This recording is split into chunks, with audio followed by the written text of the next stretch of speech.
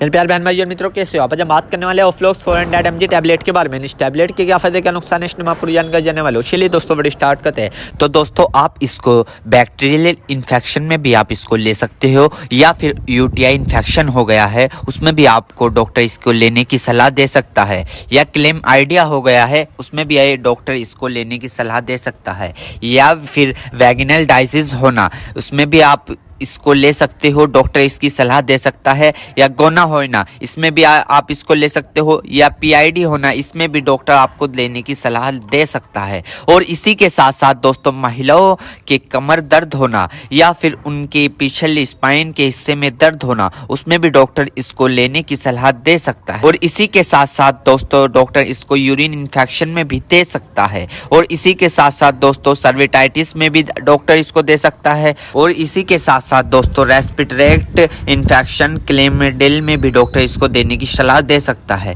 या फिर निमोनिया हो गया हो उसमें भी डॉक्टर इसको सलाह देने की दे सकता है। और इसी के साथ साथ जुखाम हो गया हो उसमें भी डॉक्टर इसको लेने की सलाह दे सकता है, या गोनोकोया लंग्स इन्फेक्शन हो गए हो उसमें भी डॉक्टर इसको लेने की सलाह दे सकता है। और इसी के साथ साथ दोस्तों सर्विटाइटिस लंग्स यानी कि सूजन आ जाना, फेफड़ों पर सूजन आ जाना, पानी आ जाना, पस भर जाना उसमें भी डॉक्टर इसको देने की सलाह दे सकता है, या निमोनिया हो जाना उसमें भी डॉक्टर इसको देने की सलाह दे सकता है, या बुखार हो जाना, टाइफाइड बुखार हो जाना, बुखार बार बार उतरना बार बार चढ़ना उसमें भी डॉक्टर इसको देने की सलाह दे सकता है, या ब्रोंकाइटिस हो जाना, खांसी हो जाना, हार्ट अटैक कम हो जाना इसमें भी डॉक्टर इसको देने की सलाह दे सकता है, टाइफाइड ज़्यादा हो जाना इसमें भी डॉक्टर इसको देने की सलाह दे सकता है। और इसी के साथ साथ छाती में पेन हो जाना यानी कि छाती में खांसते वक्त पेन होना उसमें भी डॉक्टर इसको देने की सलाह दे सकता है, या बुखार के कारण छाती में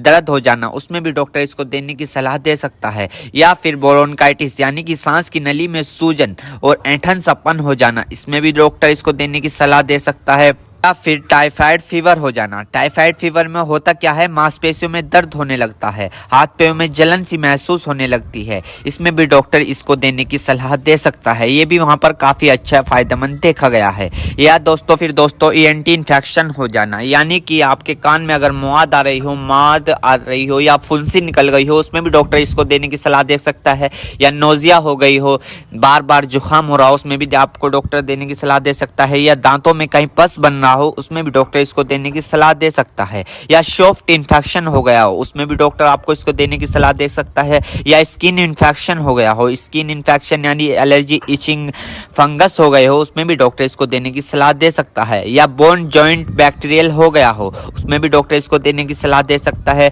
या टॉन्सिल हो गए हो। आपने कई बार देखा होगा ज्यादा नजला होने के कारण या गले में खराश होने के कारण कभी कभार आपके टॉन्सिल होने लगते हैं उसमें भी ये काफी फायदेमंद सामने देखने को मिला है। और इसी के साथ साथ आई इन्फेक्शन हो जाना या फिर आई फ्लू जो अभी पीछे चला था वो हो जाना उसमें भी डॉक्टर इसको देने की सलाह दे सकता है, या चोट लग जाना, इंजरी हो जाना, इंजरी यानी कि चोट लग गई हो, कहीं से जख्म हो गया हो, टांके नहीं सूख रहे हो उसमें भी डॉक्टर इसको देने की सलाह दे सकता है। मेरे प्यारे बहनों भाइयों, आपको दो बात विशेष रूप से ध्यान रखनी है। नंबर 1, अगर आप इस प्रोडक्ट का यूज कर चुके हैं और आपको कोई भी परेशानी या किसी भी तरह के का अन्य साइड इफेक्ट दिखा है तो घबराए नहीं, तुरंत इस प्रोडक्ट को लेना बंद कर दे और अपने डॉक्टर से संपर्क करें। नंबर 2, किसी भी प्रकार की अन्य मेडिसिन या किसी भी अन्य प्रकार का कोई भी प्रोडक्ट अपने डॉक्टर के सलाह के नहीं लानी चाहिए, क्योंकि मरीज की,